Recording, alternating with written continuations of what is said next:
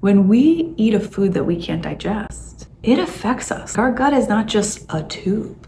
It's the epicenter of our health.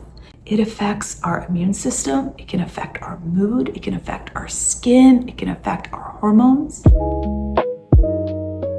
And so our digestive tracts are all similar.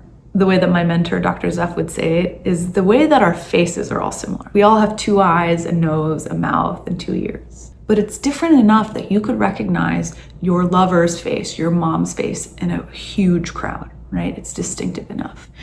And so we think our relationship with food is really like, oh, we could eat everything. We could digest everything because there's a food court and I'm a human and I have a credit card. And me of Persian descent, I can eat Chinese food and I can eat Ethiopian food and I can eat Mexican food.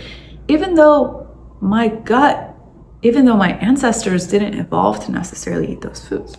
We somehow think because of globalization, we are disconnected from our genetic lineages. But the reality is we don't have the ability to digest everything similarly. If I were to go walk into a forest, I love spending time in nature. I love to forage. And if I wanted to go pick mushrooms, well, there's a mushroom that would be good food, very nutritious. There would be a mushroom that would be very medicinal. There would be a mushroom that might be psychedelic, and there would be a mushroom that would kill you, poisonous. So they're not all the same. You can't digest them all the same because it's a mushroom, right? So edibility is a very interesting thing, and digestibility is a very interesting thing. And so when you eat a food that your body can't digest, if you can't digest it, it's similar to if we were to put a cheeseburger and leave it on a pavement for a hot summer day, forget about it for a couple weeks. You come back and what do you notice? It is degraded. There's fermentation. It's putrefied. And so you can imagine a similar process happens in your digestive tract. When you eat a food that your body can't digest, it ferments longer than it should. The stomach's job is really to break down foods. It has stomach acid.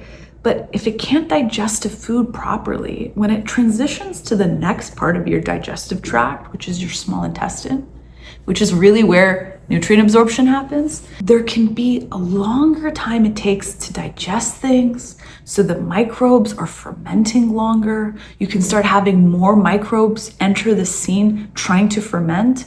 This fermentation process can create byproducts like gases and inflammatory products called indols and scadols.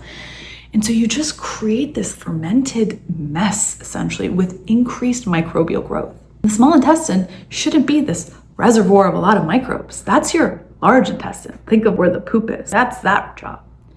So essentially, you mess up this flow that happens from the stomach to the small intestine to the large intestine. You start getting the functionality of your digestive tract being altered. The wrong microbes, the wrong flow of digestive matter, essentially. And so things aren't acting as they should. And so right then in that inflammatory process that happens from that fermentation, from that putrefaction, can create all kinds of issues. It can create brain fog and fatigue like it did for me.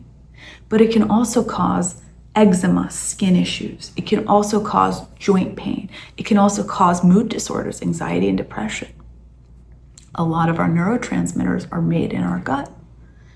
This is wild, right? I can't tell you how many cases I've seen and I've treated of eczema, which is this inflammatory skin condition where lifelong inflammation on the skin heals when you remove the inflammation that's happening below the surface, just by removing the food and doing a little bit of gut healing.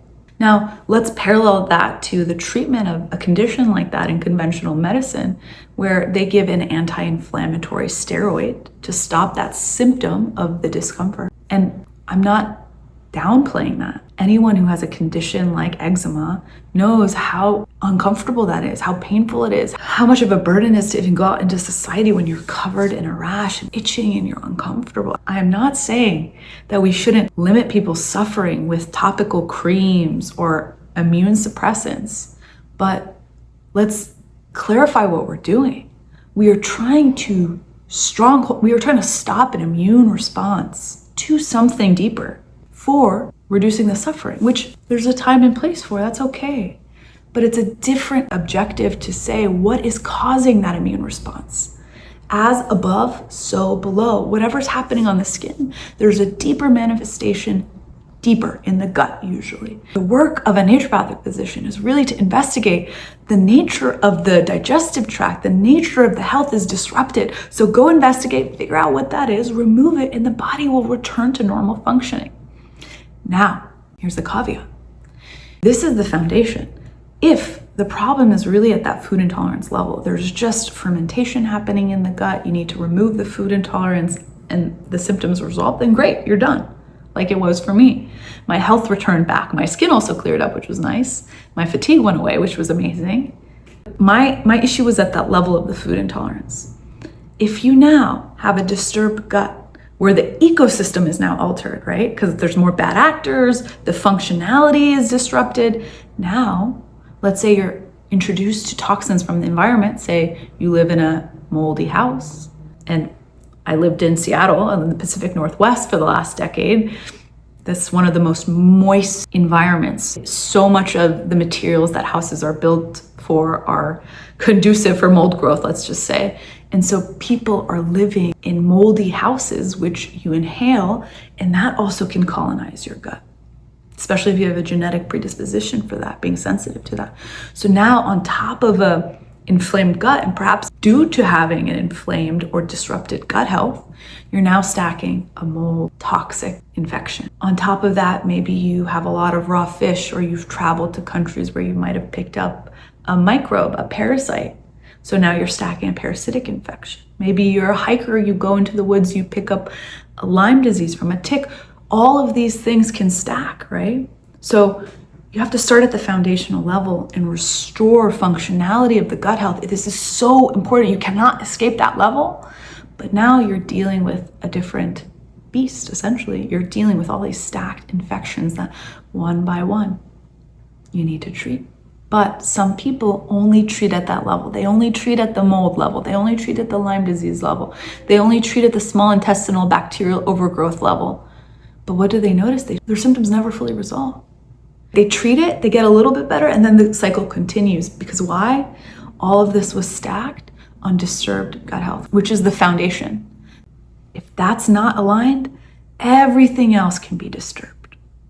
So my goal in clinical practice really is answering the question of, is the digestive functioning in this person aligned? And if it's not, then I have work to do.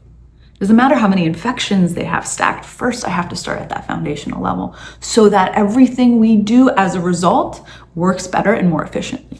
There's many ways to skin a cat. I might do it different than another practitioner, but this premise is the same. You need to heal the digestive functioning so that your gut can take in food, digest it, break it down, digest it, absorb the nutrients, and remove the waste matter effectively. If that process is impeded at any level, you're gonna have a backlogging, you're gonna have overgrowth, you're gonna have an inflammatory process occur as a result. So that needs to be addressed. So root cause number one that I'm always assessing is digestive health.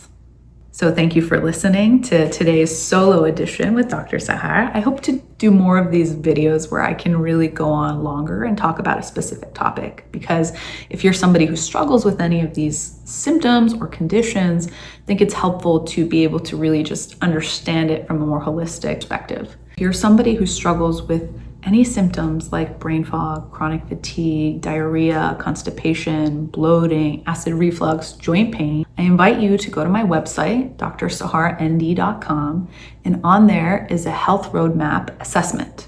You put in your symptoms and it'll output the category of health you might have an issue in. And then you can get the health roadmap PDF. It's completely free, where it goes over the 7 most common root causes that are affecting people's health. And it'll tell you a little bit more information and the next steps you can take to get answers about your health and get on your path to feeling amazing and vital and full of energy and love so you can do what you're here to do. Guys, we'll see you next time. This is Dr. Sahar logging off.